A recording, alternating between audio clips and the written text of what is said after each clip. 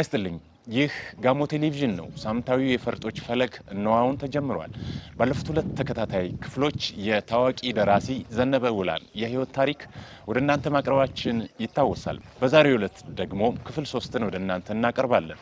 እስከ ዝግጅታችን ፍጻሜ አብራችሁን እንድትሆኑ በአክብሮት እንጋብዛለን።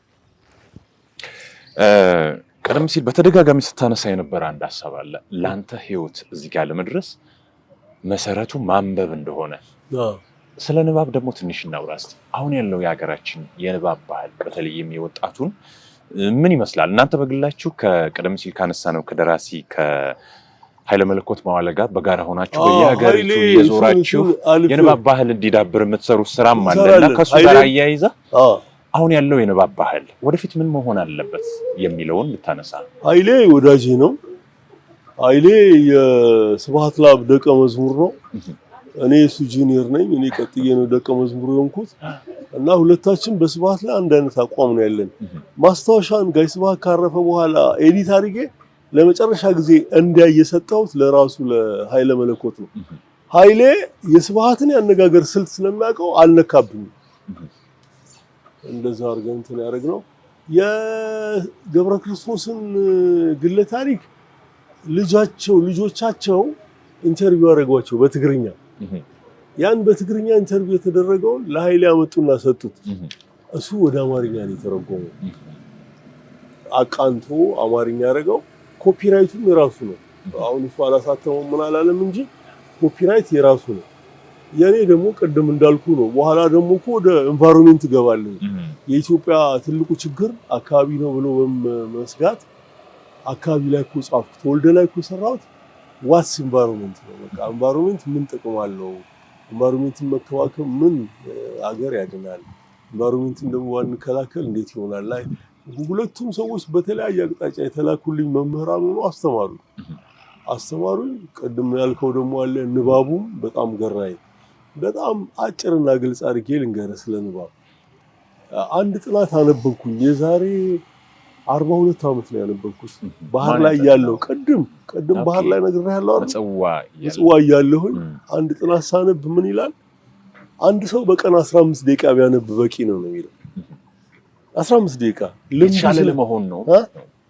የተሻለ ህይወት እንዲኖር ነገሮች በአግባቡ እንዲያገናዘብ እሱ ነው በቃ የማየት አይንህ የንስር እንዲሆን ማለት ነው። አሁን ብዙዎቻችን አይናችንን የምንጠቀምበትና የምናይ ነው ይመስለናል። አናይ እያየን አይደለም። በጣም ለምን ስለማናነብ በቃ የለም አናይ። እኔ ለመጀመሪያ ጊዜ አይኔን መጠቀም የጀመርኩት መቼ ነው ብያውም ከራሴ ጋር ስፈትን አንድ ማንበብ የጀመርኩበት ጊዜ ህይወትን እንዴት ዲፈረንት አንግል እንደማይ፣ ሁለት መኪና ሲይዝ አይንህ ምን ያህል ቫልዩ እንዳለው ይገባሃል። መኪና ይዝስቴት ይኸውልህ በቅርብ ተገጨሁኝ። መኪና ይዤ ስወጣ እንዲህ ማይክሮ ሰከንድ እንዲህ ዞር ብያለሁ ማየት። ከዛ የመጣ መኪና በጭራቅ አረገኝ። እንዲህ መኪናህም ማለት ነው። አዎ እንኳን እግዚአብሔር አዳነ አምላክ እንዲህ እንትን ባለ ማለት እና ፍጥነት ላይ ነበር አይንህን 360 ነው በቃ የምታዞረውና በደንብ የምታይበት። ሰው ታድናለህ፣ ራስን ታድናለህ። ለማይክሮ ሰከንድ ያዝ አድርገህ በማሳለፍና በማለፍ መካከል ባለ ጊዜ ነው የተገናኘ ነው። ሂድ ነው ያልኩት፣ አልከሰስኩትም። ምክንያቱም እኔ እንደውን ጥፋተኛ አውቄዋለሁ። ፍጥነት ላይ ነበርክ ማለት ነው። ከፍተኛ ፍጥነት ላይ ነበርክ ማለት ነው። ከግቢ በጣምንም ባታምንም ደግሞ ከግቢ ነው የምወጣው። በዚህ በኩል መኪና መጥቶ አያውቅም ይለኛል አንጎሌ። አየህ አንጎሌ የሚለኝን አይኔ አምኖ ባለመዞር የተገጨው እንጂ ነው መጥቶ ባያውቅም ማየት አለብኝ ብዬ ዞር ብዬ ባይኖር ወድን ነበር። እና ያጋጥማልና ማንበብ እና መኪናህን ይዘህ ሙቭ ስታደርግ ወደ ውጭ የማየት አቅምህን መኪና ወደ ውስጥ የማየት አቅምህን ደግሞ ንባብ ያገኛልና 15 ደቂቃ ማንበብ በቂ ነው የሚለው። በጣም ፈጣን አንባቢ 300 ቃላት ያነባል። በምን ያህል ጊዜ? በአንድ ደቂቃ 300 ቃል አንድ ሰው ካነበበ ተለማመዱም ይላል። አሁን እኔ 150 ሊሆን ይችላል፣ አንተ 170 ልትሆን ትችላለህ፣ እሱ ደግሞ 200 ሊሆን ይችላል። ኤክሰርሳይዝ እያደረግ 300 ብታደርሰው ጥሩ ነው። 300 ከደረሰ በኋላ በ15 ደቂቃ ስንት ይመጣል? 4500 ቃላት ይመጣል። 4500 ቃላት በየቀኑ የሚያነብሰው በሳምንት አንድ መለስተኛ መጽሐፍ ይጨርሳል። ለምሳሌ ከአድማስ ባሻገር የበዓሉ ግርማ ነው፣ የታንጉት ሚስጥር የብርሃኑ ዘሪሁን ነው፣ ልጅነት የኔ ነው። መለስተኛ መጽሐፎች ናቸው። 300-200 ገጽ ናቸው። እነሱን ይጨርሳል። ይቺ ልጅ ወይም ይሄ ወጣት በ18 ዓመታቸው ማንበብ ጀምረዋል ብለን ብናስብ እስከ 50 ዓመታቸው በዚሁ ኤክሰርሳይዝ ቢቀጥሉ በአመት 50 መጽሐፍ 52 መጽሐፍ ያነባሉ። ልክ 50 ዓመት ሲሞላቸው ልብ አድርግልኝ፣ የኮሌጅ ትምህርት አላልኩም። 50 ዓመት ሲሞላቸው በንባብ ብቻ በሀገራቸው ፖለቲካ፣ ኢኮኖሚ፣ እምነት፣ አመለካከት በማንኛውም ርዕሰ ጉዳይ ላይ የተሟላ ሀሳብ መስጠት የሚችል የተሟላ አስተሳሰብ ያላቸው ሰዎች ይሆናሉ። የእንግዲህ የኮሌጅ ትምህርት ምናምን ደግሞ ስትል ይጨምርልሃል ማለት ነው። ወረቀት መሰብሰቡ መፎጋገሩ ምናምኑ አይደለም። ዝም ብሎ ጎርኪ የሚለው አባባል አለ፣ ሰዎች እውቀትን አይፈልጉም መጽናኛን ነው ይላል። ብዙ ሰዎች ያስደስታቸዋል። ማይ ፒኤችዲ ማይ ኤምኤ እንዲህ ያስደስታቸዋል። አድርሶ አይደለም በራሱ ምንም ማለት አይደለም ማለት ነው። እውቀት እና አሁን ባለው የኢትዮጵያ ህትመት እንዲህ ሳይ አንድ ሰው በአማርኛ እንኳን ብቻ በማንበብ አዋቂ መሆን ይችላል። በፈለከው ርዕሰ ጉዳይ ላይ በአማርኛ በኢትዮጵያ ፊደል ተጽፏል። ጎበዝ ከሆንክ እሱን ብቻ በማንበብ አዋቂ መሆን ይችላል። ቅድም እንዳልኩ 15 ደቂቃ እድሜው ደግሞ ትንሽ ከፍ ያለ 30 ቢያደርገው ጥሩ ነው። ባይ ዘ ወይ እየጣመህ ስለሚሄድ ከ15 ወደ 30 ከ30 ወደ 40 እያሳደገው ነው የምትሄደው። ከዛ በኋላ ትልልቅ አንባቢዎች በሚያነቡበት ስርዓት ደግሞ ትገባለህ። ትልልቅ አንባቢዎች ከሌሊቱ 11 ሰዓት ይነሱና እስከ 12 ሰዓት ነው የሚያነቡት። በጣም ትኩረታቸውን ሰብስበው ጸጥ ያለ ነው። በቃ ፊት ተጣጣውና ቁጭ ትላለህ፣ ታነባለህ፣ የምትጸልይ ከሆነ ትጸልያለህ። ከዛ በኋላ ቁርስ ይዘጋጅልሃል፣ ትበላለህ፣ ወደ ስራ ነው። ኔክስት ዴይ ነው የምትገናኘው ከንባብ ጋር። እኔ አሁን ከሌሊቱ 9 ሰዓት ጀምሮ የማነብበት ሰዓት ነው። ከምሽቱ 9 ሰዓት ላይ ተነስ ነው የሚለኝ ራሱ ስለለመድክ ማለት ነው። ራስጌ ወይ ማነበዋላ ቤቴ ጣራ ነክቷል። የማዕት መጽሐፍ ነው ያለኝ። ሁሌም ሲሄድ የማነበው እንዲሽ ነው የምመጣው። አሁን እዚህ የትዝታን ፈለግ ይዤ ነው የመጣሁት። ምክንያቱም አሰፋን የበለጠ ለማወቅ 9 ሰዓት ላይ ቀሰቅሰኛል። ኢንፎርሜሽኑ ደግሞ በጣም ትልቅ ሆኗል፣ ሰፊ ነው። ዓለም ሞባይል ላይ ነው ያለው። በትክክል ልመጣልህ ነበር። ኢንተርኔት ኮሙኒኬሽን ካለ መምረጥ የምትችል ከሆነ እልፍ ነገር ነው። አማራጮቹ ሰፊ ናቸው። ግን የዚያኑ ያህል ፈተና አልሆነም። በተለይ ከዚህ ከሶሻል ሚዲያው ጋር ቁንጣን ነው። በኢንፎርሜሽን ቁንጣን እኮ ነው ትውልዱ የሚሞተው። የማአት ነገር አይደለም የሚለቀቅብን። እኔ አሁን መርጬ ፌስቡክ ትንሽ ያለው ትላንትና ያሰፋን ጉዳይ ጻፍኩ ለጠፍኩኝ። ከዛ በኋላ ትንሽ ያለኝ ዜናዎቹ ምኖችን ወዴት ነው የሚሄደው? ዩቲዩብስ ነው የምገባው። ዩቲዩብስ ገብቼ ወቅታዊ ነገሮች አሁን ከአሰብ ጋር ብዙ የሚሉት ነገር አለ፣ ሊያሳምነኝ የሚችል አዋቂ ካለ ሲልከተለው በሚል የአሰብ ጉዳይ ምናምን እንትላለሁ። በተረፈ ኢንፎርሜሽንማ ትልቁ ችግር እንዳውም ከፕሪንት ሚዲያ ሁሉ ያስወጣል። በትክክል አዎ። ኤሌክትሮኒክሱ ብቻ እንትን እጅ ላይ ስላለው ነገር ፈልጎ ጋዜጣ የሚገዛ ሰው ቁጥሩ በከፍተኛ ሁኔታ እየቀነሰ ነው። ምናልባት እዚህ ጋር ዘኔ እንደ መፍትሄ የምትለው ምንድን ነው? ቅድም የመረጃ ቁንጣም ብለሃል። ከልክ በላይ ተዘርግፎልናል። በከፈትን ቁጥር ውቅያኖስ ነው። እንዴት ነው ያን ማኔጅ ማድረግ መመጠን? እኔ ከልጄ ጋር በመሆን ጊዜ ምንም ኤሌክትሮኒክስ ነገር አልጠቀምም። ምክንያቱም እኔ ራሴ ሳንጎዳጉድ ነው ይሄ ልጅ ወደዚህ ምድር እንዲመጣ ያደረኩት አይደል? ስለዚህ ጊዜ ለልጄ ይሰጣልኝ። ከባለቤቴ ጋር በምንሆን ጊዜ እንደዛ ነው። አንዴ እንዳውም በትንሽ በትልቁ ሰው ቴሌቪዥን መክፈት ትወዳለች። ፀሐይ አልኳት አለች። ይሄ እኮ የኔና አንቺ አብረን እየኖርን ነው። 20 ምናምን ዓመት ሞላን፣ 26 27 ዓመት ሆኖናል። እና ለምን ስለ ራሳችን እንድናወራ ልክ እኔና አንቺ ስንሆን ቴሌቪዥን አትክፈች አልኳት። ተወች። አሁን ስለ ራሳችን እናወራለን። ገባ? ስለ ቤተሰቦቻችን፣ ኢኮኖሚያችንን አሁን ሪታየር አድርጌያለሁ። አሁን ከ2015 ጀምሮ ወጥቻለሁ። እሷ ደግሞ የሚቀጥሉት 4-5 ዓመታት ትወጣ ይሆናል። እንዴ ሶሻል ላይፋችን ላይ ብናወራ አይሻልም ወይ? ደግሞ የጠፉ ጓደኞቻችን አሉ፣ አስታውሰን ብንደውልላቸው። ደህንነታቸውን ብንጠይቅ እንደዚህ ነው እንጂ እኮ ይሄ በቃ መቃብር እስከምንገባ ድረስ እየጮህብን ነው የምንኖረው አያስፈልግም አልኳት ሻለች እና አሁን እኔና እሷ አብረን ስንሆን ቴሌቪዥን አይከፈትም ምንም አይከፈትም ቴሌቪዥን መደባበር ሲኖር ቴሌቪዥን ትከፍታለች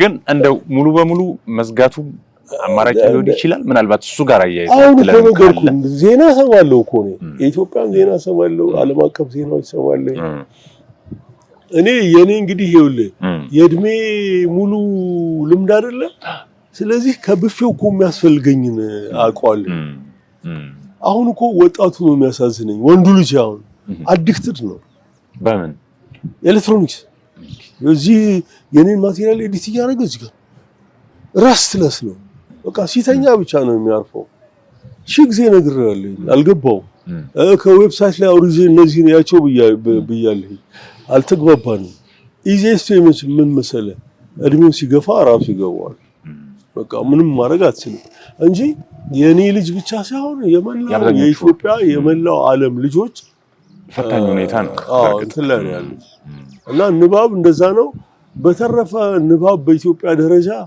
አሁን ቀጭጯል ለምን ብትለኝ መጽሐፍ ይቀረጣል ወረቀት ይቀረጣል በቃ ብዙ ነው ያለው ጣጣ መጽሐፍ አሁን ቡክወርልድ በቀደም ለታ ገብቼ የቺኑያ አቼቤ የሚባል የታወቀ የአፍሪካዊ ደራሲ ግለ ታሪኩን ኢንተርቪዎች አንድ ጥራዝ አየሁ ይሄንማ ማንበብ አለብኝ አፍሪካዊ ወንድሜ ነው ብዬ ጀርባውን ሳይሆን 12000 ብር ዋጋው ወገቤን አልኩኝ እሱ ላይ ደግሞ 15% ቀረጥ ተከፍሎ ነው መጽሐፉ መውሰድ የሚችለውና የዚህ ዘመን ስርዓት አውቆም ይሁን ካለማወቅ የማንበብ ባህልን እያቀጨጨው ነው እኔ ነኝ ያለ ደራሲ 5000 ኮፒ ብቻ በሚታተምበት ሀገር ቀረጥ አርገህ መጽሐፉን ከጨዋታው ማውጣት ትልቅ ስህተት ነው ይሄን የኢትዮጵያን እየመሩ ያሉ ሰዎች እንዲያውቁት በብዙ አጋጣሚዎች በተለያዩ መድረኮች ተናግሬያለሁ እና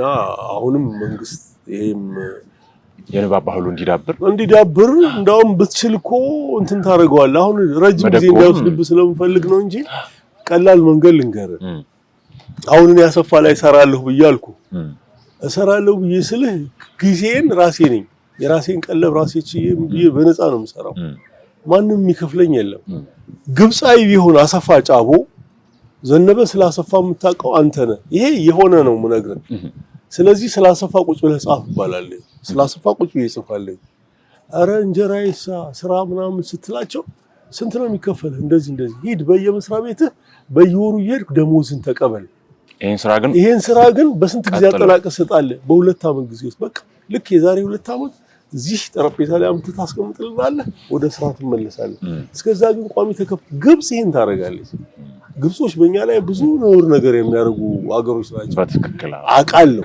ይሄንን ሐሳባቸውን ግን እንደዚህ አይነት በጎ ተሞክሮዎች ከተቀመጥኩበት ኖር ብዬ ነው አድናቆት የምሰጠው እዚህ ድረስ የተሻለ ሐሳብ ያለን ሰው ያያል ያጋታረግ በቃ አሁን አሰፋ ወንድሜ ነው ይሄን ጉዳይ ማቀው እኔ ነኝ እኔ ይሄን ነገር ካልጻፍኩለት ይሄ ሰውዬ ማንንም የሚያስበውና የሚያውቀው ሳይኖር ያልፋል ምክንያቱም በየትውልድ እንዴት እንደሚረሳሳይ አሰፋን ለመርሳት እኮ 20 አመት ብቻ በቂ ነው ስለዚህ እነዚህ ሁለት አስፈላጊ ነገሮች በሰራለት የልጅነት ብዕሩን ያሳያል ደብዳቤዎቹ ደግሞ ኢንተሌክቹዋል ካፓሲቲውን አቅሙ የማሰብ ኃይሉ ያሳያል እነዚህን አረግና አሴን ዘላለም ያደርገዋል ይወደኛል ያከብረኛል አንድ ሁለት ጊዜ ያልበሰል ተነጋግረናል ደራሲ እንደሆነ ነግሬዋለሁ ከፖለቲካው ይልቅ ሰብዕና ወደ ደራሲነት ያደላ ነው በስፋት ስለሚያነብ እባክህን ጻፍልን ብዬው ሚሊዮን ታይም ታንኪዩ ነው ያለኝ ሚሊዮን ታይም ታንኪዩ ነው ያለኝና አሰፋ እንደው እግዚአብሔር ትንሽ እድሜውን ቢያረዝም ለዚህ ማህበረሰብ ትልቅ ነገር ለኢትዮጵያም ትልቅ ነገር ይሄንን ማህበረሰብ ሌላው ማህበረሰብ እንዲያውቀው በማድረግ እኮ ያሰፋ ትልቅ አስተዋጽኦ አለው በትክክል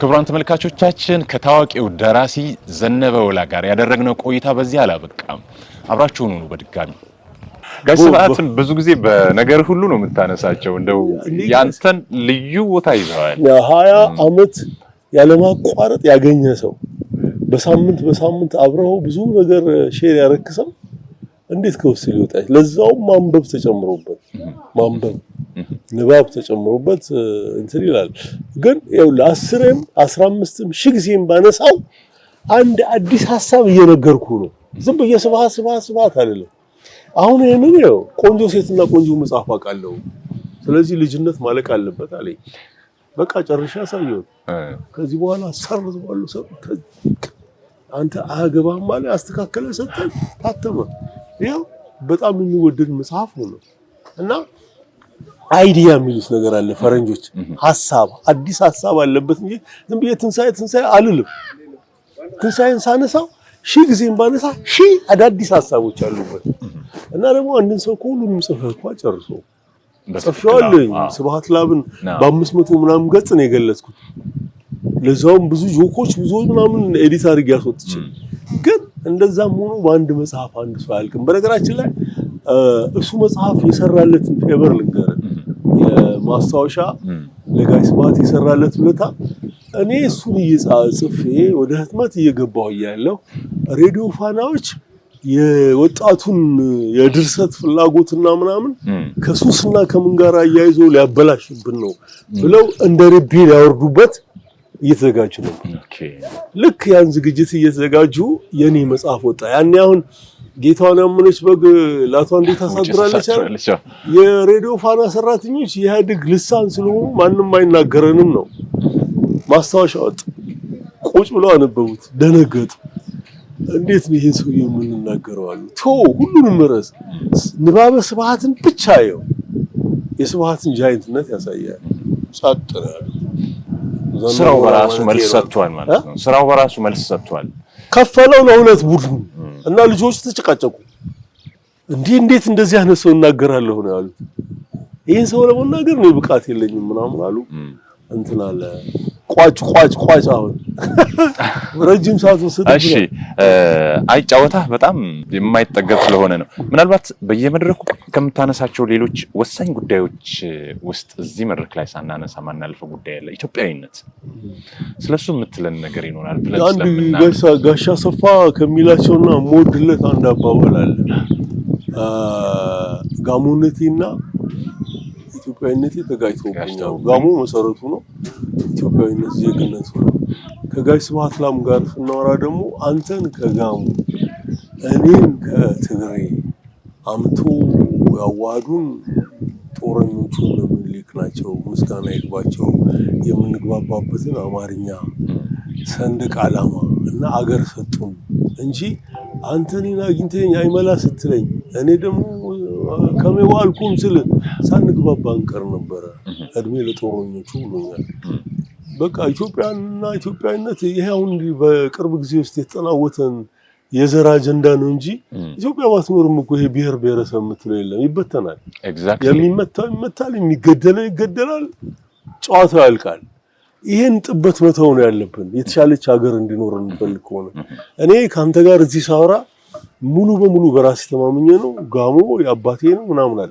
አገሬ አንድ አካል ነው ብዬ ነው ባህር ዳር ብታገኘኝም በዚሁ ፉል ኮንፊደንስ ነው ከነ የብርጓል ጋር ቃለ መልስ አረግ የምታገኘኝ እንጂ አንድም ቀን ውስጥ የተሰርፎ አቅም ዜግነቴ አላስነካም ግን አጀንዳውን ኤክሰርሳይዝ የሚያደርገው ድርጅት ገንዘብ አለው የሰው ኃይል አለው አቅም አለው አልነቅፍም ዝም ነው አልናገርም ከተናገርኩ እንደምንዳቸው አቃለኝ ተከባብረን ነው የምንኖረውና ኢትዮጵያዊነትማ ከምንም ከማንም በላይ ትልቁ ምሰሶ ልባችንስ መኖር ያለበት ኢትዮጵያዊነት ነው ሁላችንንም አቅፎ አልወደውም የዘር አጀንዳ አንድም ቀን እኔ በጋሞነት የተሰብስቤ አላውቅም ዞርበል ከዚህ ነው ማለት እንዳውም ኃይለ ቃል እናገራለሁ ለታስገደኝ የምትሞክር ከሆነ አንዳንዱ ደግሞ የዋህ ጋሞ አለ የድርጅቱ አባል ይሆንና ሁሉም ጋሞች የፓርቲው አባል የሚመስለው እኔ ፓርቲው አባል አይደለም ምን እኮ እንትን ብሎ አመሪ ሆኜ መጣ ነበር እዚህ እየሰጣቸው ምንም ይሰጣይ ነበር ምንድነው ስለዚህ እኔ አልፈልግም በጣም ንጹህ ስም በጣም ነው ስሜን የምወደው ብራንድ እንዲሆን ነው የምፈልገው እስካሁን ክብሬን ጠብቄ ነው ያለው ያንን ነው ማረገውና ይሄንን አይነት ፕራይድ ይሄንን አይነት ኩራት አባትና እናቴ አስርጸውብኛል ንባብ ያስርጸውብኛል በተለያየ አጋጣሚ ያገኘኋቸው አስተዋይ ጓደኞቼ አስርጸውብኛል ይሄንን ነው ደግሞ ለልጆቼ እያስተላለፍክ ያለው እየጠጣ እሺ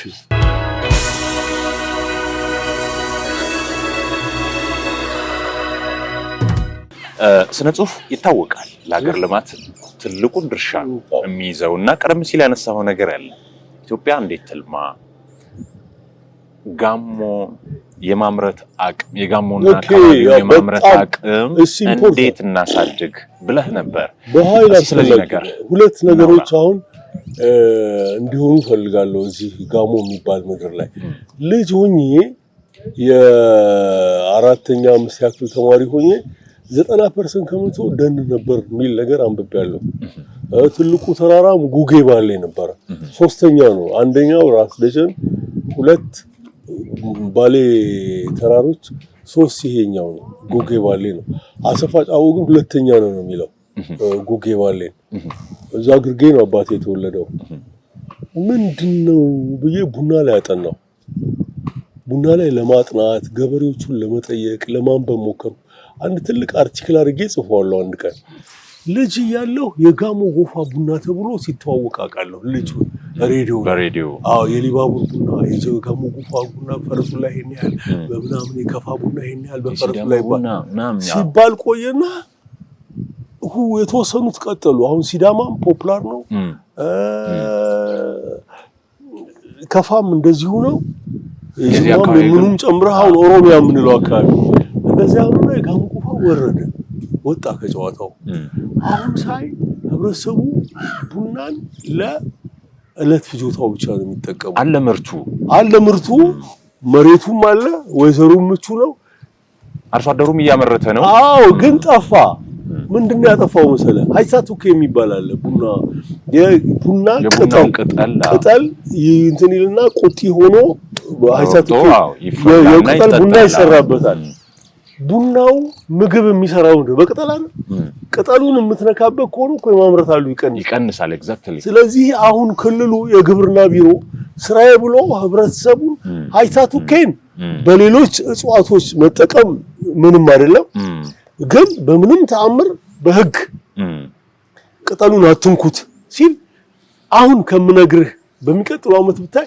የጋሞ ጎፋ ቡና በ50% ጨምሮ ያድጋል ለማየት ያበቃ ይሄንን ቢያደርግ ሃይሳቱኬን መተው አለበት ነው ተክሉ እየተጎዳ ነው ማለት ነው ቅጠሉ ስለሚሰበሰብ ቅጠሉን እኮ ብትንትን ብትለው ግንዱ ምን ይሆናል ምግብም የሚሰራው ፀሐይ የሚቀበለው ምን የሚለው ያንን ነው የምናቋርጥበትና ሃይሳቱኬ ከጌም ወስቶታል ይሄንን ሲዳማ ሙስ ነበር ማን መሰለ ያስቆማቸው ሉራስ መንገሻ ስዩ ግለ ታሪካቸው ጽፏል ሳነብ ቡናውን ያጠፋችሁት ነው ቡናው እንዳይጠፋ ቅጠሉ መነካት የለበትም አሁን ሃይሳቱኬ ኮስ የተለያዩ ቅመሞች አሉ እጽዋት እነሱን መጠቀም ለሰውነትህ ለወድቃ ለምን የሚያገዘ ነገር ይኖራል መድኃኒትም ሊሆን ይችላል የቡናውን ቅጠል ግን አለመንካት የቡናውን ቅጠል መተው እንዲተው ማድረግ ይሄ ብታምን በሚቀጥሉት 10 አመታት የግብርና ቢሮ ከክልሉ ጋር በመተባበር በደንብ ጠንክሮ ቢሰራ የቡና ምርት አድጎ ህብረተሰቡ ያንዳንዱ ካሽ ክሮፕ ይኖረዋል መሰደድም ማስፈልገው አዲስ አበባ መሄድ ምናምን ሸማትራ ተምረ ምናምን አይደል በቃ እዚሁ ከሚኖርበት አካባቢ ላይ ቡናውን እየለቀመ አሪፍ ብር እየዘጋ መኖር ይችላል ይሄንን ገቨርመንቱ የደቡብ መንግስትም በተጨማሪም ደግሞ በግብርና ቢሮ በጣም መስራት ያለበት ነው አንድ በለልኝ ከጤና አንፃር ደግሞ ፍሬንድሺፕ በመፍጠር ሼር በማድረግ ምን አለ ጋያ ትልቅ ሚና አሁን ሲጋራ ኦልሞስት ከገበያ እየወጣ ነው የሚገርም ግን አጫሾች አሉ የጋሞን ጤና ደግሞ 100% እየጎዳ ያለው ጋያ ነው አሁን ይሄን አንትሮፖሎጂስቶች ምኖች ቢሰሙኝ ሶሲዮሎጂስቶች ቢሰሙኝ ፍሬንድሺፑን ነው ጓደኝነቱን ነው የምታፈርሰው ነው የሚሉኝ እኔ ጤናዬን ጠብቄ ጓደኝነቴን ያለ ማጨስ መቀጠል ይችላል ያ የኃይለኛ የጤና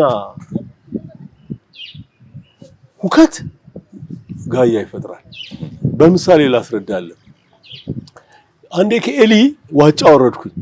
ዋጫ በኋላ ያኔ ትራንስፖርት እንደልብ አይደለም። ሞርካ ድረስ በእግሬ ነው የምወጣው 13 ኪሎ ሜትር በረሃ ነው፣ ግራስላንድ ነው።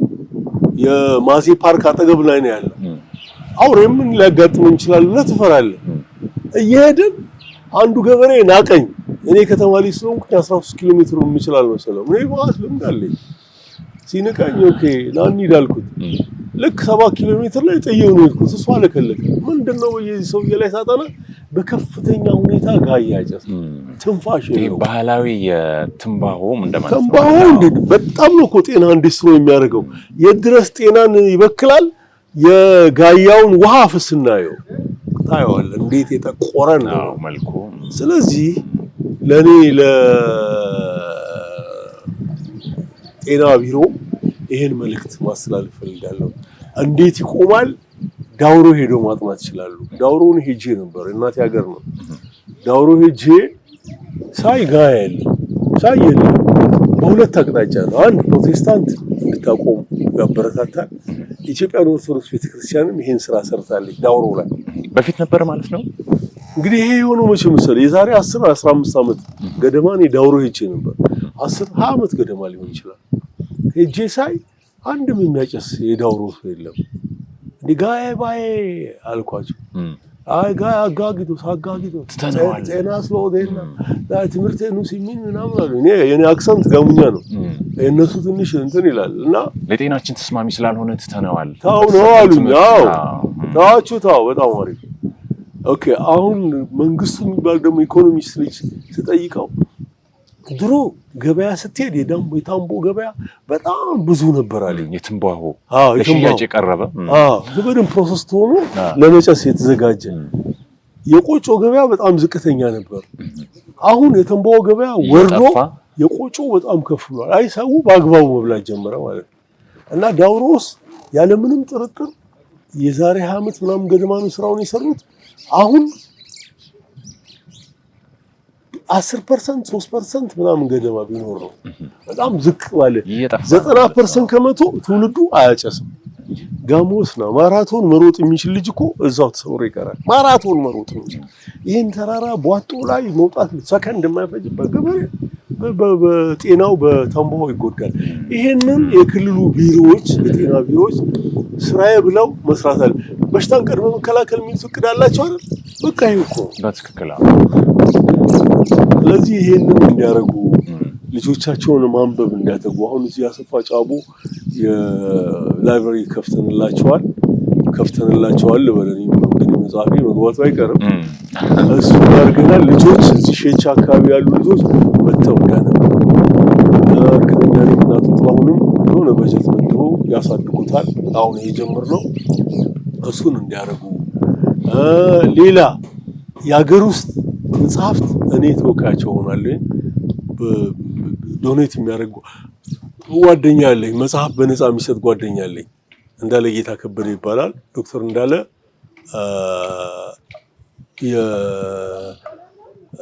የዛጎል መጽሐፍ ባንክ አለው።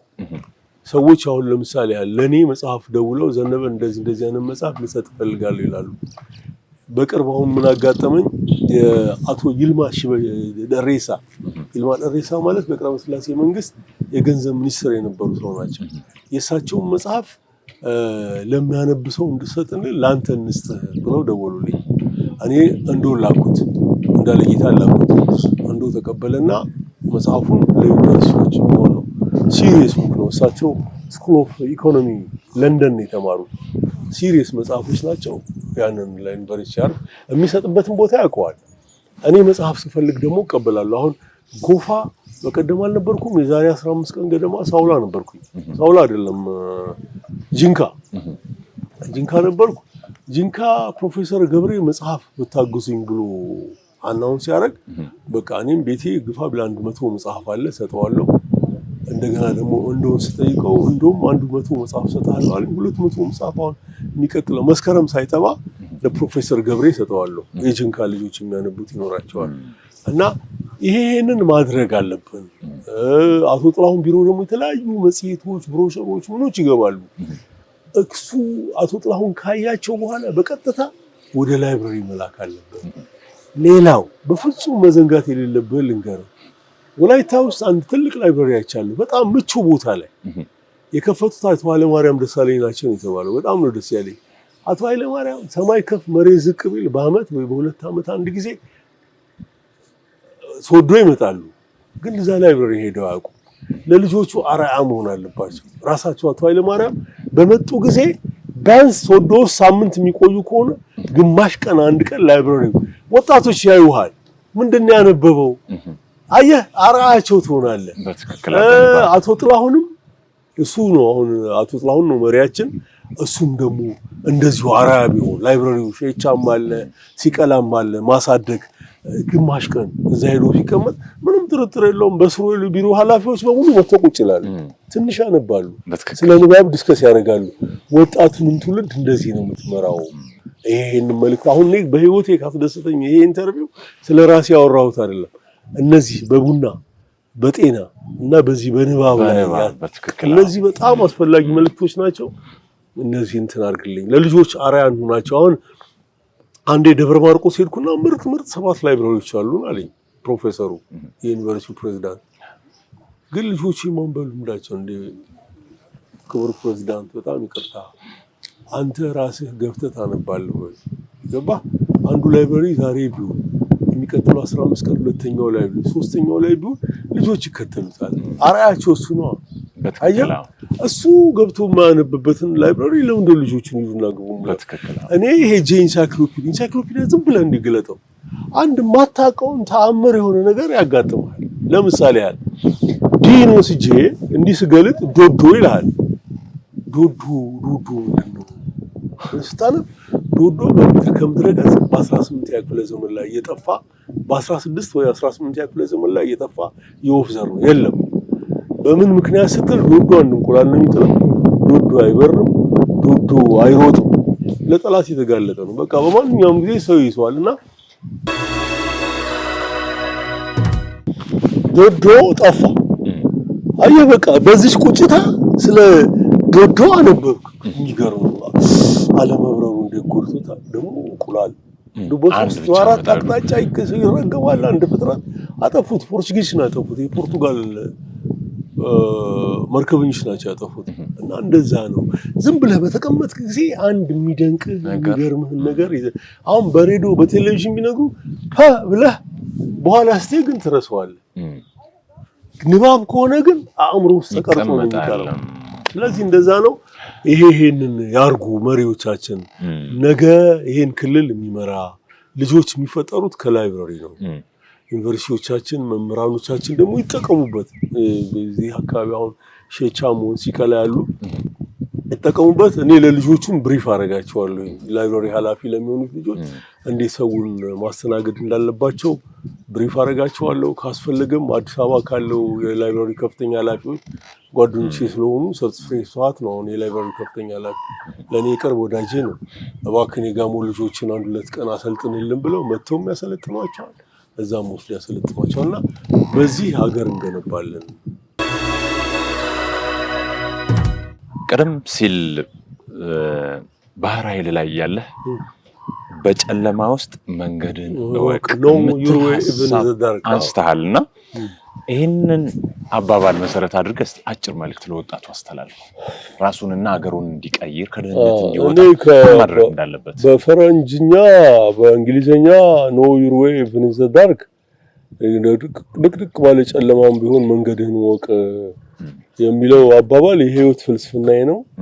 ይሄንን ፍልስፍና በመከተሌ ነው አሁን ያለሁበት ደረጃ ጋር የደረስኩት። የት ጋር እንደምናገር፣ የት ጋር ዝም እንደምል፣ የቱ ጋር እንደማነብ፣ የቱ ጋር ማንን እንደማገኝ ዝም ብሎ በዋል ፈሰስ የሚባል ነገር የለም። እንደው ዘጥ አይደለም። በቃ በሞቀበት የምጣድፈው አይደለም።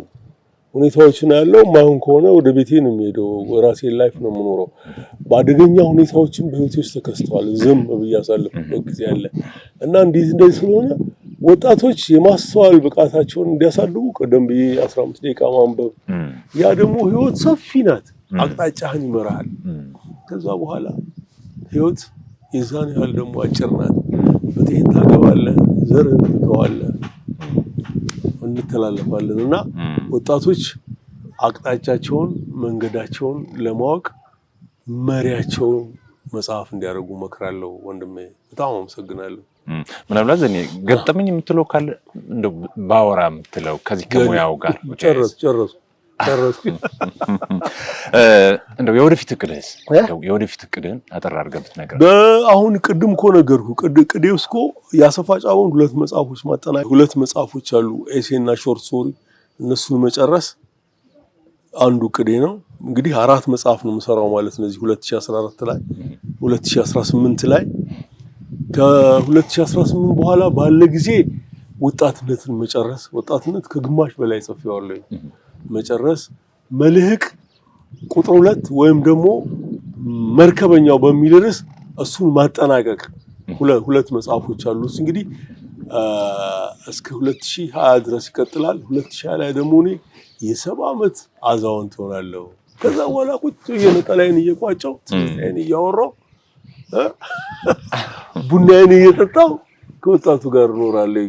ይሄ ነው ማረጋው። ምናልባት የስንብት መልእክት ካለ ምስጋና የምታደንቀውም ሰው ካለ እሱን አንሳና ብዙ ሰዎች አሁን እዚህ ለብዙዎቹ እኮ እኔ ታላቅ ነኝ።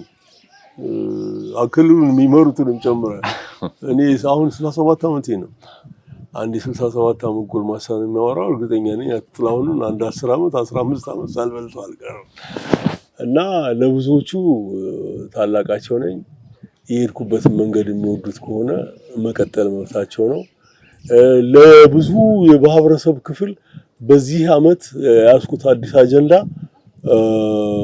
እና አስፈላጊ ነው ብዬ የማምነው ልጆች ተሰጧቸው ከሆነ ነገር ላይ በልጅነታቸው ሲያሳዩአችሁ ፍቀዱላቸው፣ አትከልክሏቸው። ለምሳሌ ያህል መዝፈን የምትወድ ልጅ ብትሆን በርቺኒ ቆንጆ ነው ማለት ያለብን፣ አትከልክሏት። የህይወት አቅጣጫዋ ነው ያ። ደስተኛም የምትሆነው 16 ሰዓትም ሳትደክማት የምትሰራው ተሰጥኦ ሲሆን ነው። ትእዛዝ ሲሆን እኮ ውልቅልቅን ነው በተነሳሽነት ተሰጥኦ። አሁን አዲስ አበባ ላይ ተሰጥኦ ላይ ችግር አለበት። ዘና መስፈን ሲጀምር አፋቸውን ይከፍቱብሃል። አሁን የአዲስ አበባ ልጅ አይዶል አይወዳደርም። የአዲስ አበባ ልጅ ሯጭ የለውም። የአዲስ አበባ ልጅ ፎቅ ያለው የለም። ለምን? ሁሉም የሚታየው ውጭ ነው። በቃ የሚያልፍልኝ እዛ ነው። ውስን የአዲስ አበባ ልጆች አሉ። አሁን እነ ሳሙኤል ታፈሰ የሰፈራችን ላይ አብሮ አደጋችን ነው። እሱ ካልሆነ በስተቀር የለም። የክፍለ ሀገር ልጅ እንደውም ይሻላል፣ ይሞክራል። በቃ ተሳካም አልተሳካም ይጥራል። እና ወላጆች አሁን ይሄን ፕሮግራም የሚከታተሉ አድማጮችም ተመልካቾችም ልጆች አንድ ነገር ሲሞክሩ በርታ በርቺ ነው ማለት ያለባቸው እንጂ ለማስቆም አጣሩ። ቅስም ሰባራ ታደርጓቸዋላችሁ ብታስቆሙ። አሁን አንድ ጓደኛ አስደንግጦ አባቱ ዘፈን አስቆሙ። አሁን ከጎለመሰ በኋላ ያኔ እኮ ምናምን ሲሉ ያኔ ተቆጣኸኝ አይደለ እንዴ በቃ አቆምኩት አለ። ዘፋኝ ይሆን ነበር ማለት ነው። ግን አሁንም አላመለጠው። አሁን ፊልም ደግሞ የፊልም ምናምን ዩኒቨርሲቲ ውስጥ ያስተምራል። አንድ እህቴ ልጅ ሰዓሊ ነው ያስታውቃል። የሚማርበት ትምህርት ቤት ይሄ ልጅ ሰዓሊ ነው ብለው ተንበየዋል። ኤስኦኤሶች ጎበዞች ናቸው። ተንበየውለት ወላጆች ከልክለውት ሕክምና አስተማሩ። አሁን ልጁ ጣቢያ የቀላቀለ ልጅ ነው። ማንንም አይሰማም፣ ለማንም ደንታ አይሰጠው። እና ልጆች ተሰጧቸውን ኤክሰርሳይዝ እንዲያደርጉ ወላጆች መምህራን አበረታቷቸው። አቅጣጫቸውን ሳይ ሞራላቸውን ቢልት ማድረጉ አስፈላጊ ነው ማለት ነው። ጋዜጠኛና ደራሲ ዘነበ ቦላ ውድ ጊዜህን መስዋዕት አድርገህ ከኛ ጋር ስላሳለፍክ ከልብ ነው የምናመሰግነው። እግዚአብሔር ያክብርልኝ። እሺ ክቡራን ተመልካቾቻችን በ3 ተከታታይ ክፍሎች የታዋቂው ደራሲና ጋዜጠኛ ዘነበ ቦላ የህይወት ተሞክሮን ወደ እናንተ ስናቀርብ ቆይተናል። ቆይታችን ይህን ይመስል ነበር። ስለተከታተላችሁን ከልብ ነው የምናመሰግነው። ይህን ዝግጅት ወደ እናንተ በማቅረብ እኔ ሲሳይ ማሞ፣ ካሜራማን ቸርነት አንጃው እንዲሁም ምስልና ድምጽ አቀናባሪው ጸጋው ጉፎና ከመላው ስቱዲዮ ባለሙያዎች ጋር በመሆን ነበር። ስለተከታተላችሁን ከልብ ነው የምናመሰግነው። ቀሪ የጋሞ ቴሌቪዥን ዝግጅቶች ይቀጥላሉ። ሳምንት ከሌላ እንግዳ ጋር እንገናኛለን። ጤና ይስጥልኝ።